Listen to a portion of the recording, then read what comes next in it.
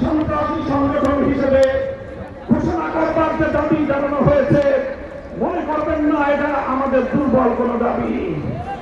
আমরা 2013 সালে ফ্যাসিবাদী আওয়ামী লীগের বিরুদ্ধে আমাদের রক্তাক্ত হয়েছি। 2021 সালে আমাদেরকে হত্যা করেছে, আমাদেরকে কারারুদ্ধ করে রেখেছে। সেই সন্ত্রাসী সংগঠন আওয়ামী লীগকে আবার বাংলাদেশের রাজনীতিতে যদি পুনর্বাসন করবার কোন দুঃস্বপ্ন কেউ দেখেন, তাহলে আমরা পরিষ্কার ভাষায় বলে দেই, তার সঙ্গে আমরা আওয়ামী লীগের চেয়ে ভিন্ন কোনো আচরণ করবো না। শেখ হাসিনা গিয়েছে যেই পথে, আওয়ামী লীগের তালাও দেওয়া যাবে সেই পথে। কোন রাজনৈতিক দল অথবা সরকারের মধ্যে ঘাটতি মেরে বসে থাকা ফ্যাসিবাদের কোন দর্শক যদি বাংলার রাজনীতিতে এই ফ্যাসিবাদী শক্তিকে পুনর্বাসিত করবার প্রয়োজন চালায়, তাদের সঙ্গে আমরা লড়াই করবো, লড়াই করবো। বন্ধুগণ, সর্বশেষ আমাদের কথা ধরে সাতটা শহীদ যারা শাহাদাত বরণ করেছেন, ইনশাআল্লাহ হেফাজতে ইসলাম বাংলাদেশ প্রতিটি শহীদ পরিবারের পাশে দাঁড়িয়েছে। সকল শহীদদের পরিবারগুলো যতটুকু সম্ভব ফ্যাসিবাদী আমলে অধিকাংশ বীর শহীদদের লাশ গুম করা হয়েছে, লড়াই হিসেবে তাদেরকে দাফন করা হয়েছে।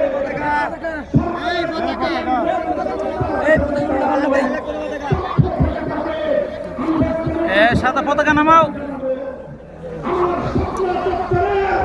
সাদা পতাকা নামায় না কেন? প্রত্যেক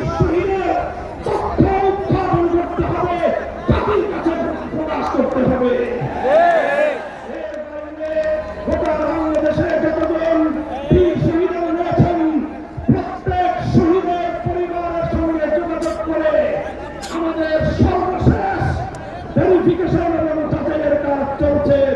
ইনশাআল্লাহ আমরা সামনে রক্তারঞ্জিত এই দেশের মধ্যে হেফাজতে ইসলামের পক্ষ থেকে আমাদের ভেরিফাইড সেই সকল বীর জাতীয় শহীদদের পরিচয় এবং তাদের গৌরবগত ইতিহাস জাতির সামনে আমরা তুলে ধরবো ইনশাআল্লাহ।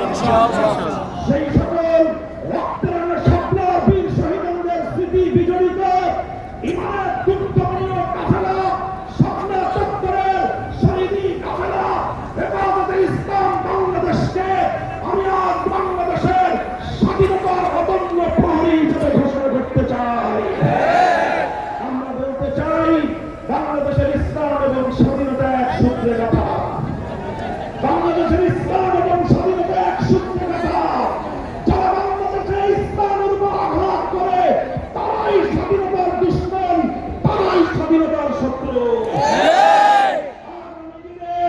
দেশ এবং ইসলাম স্বাধীনতার এই শত্রুদেরকে যেখানেই পাওয়া যাবে সেখানেই প্রতিহত করতে হবে, সেখানেই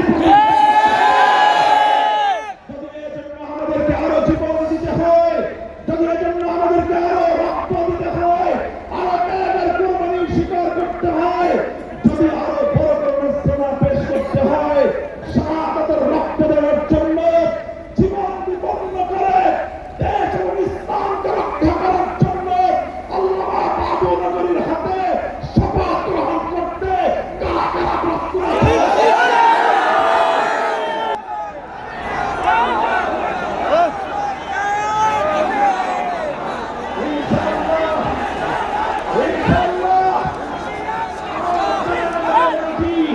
বাংলাদেশের প্রতি ইঞ্চি মাটি সংরক্ষিত থাকবে। আমার ভবিষ্যৎ প্রজন্ম এদেশে ইমান নিয়ে, ইসলাম নিয়ে বাঁচবে ইনশাআল্লাহ। وآخر دعوانا الحمد لله رب العالمين والسلام عليكم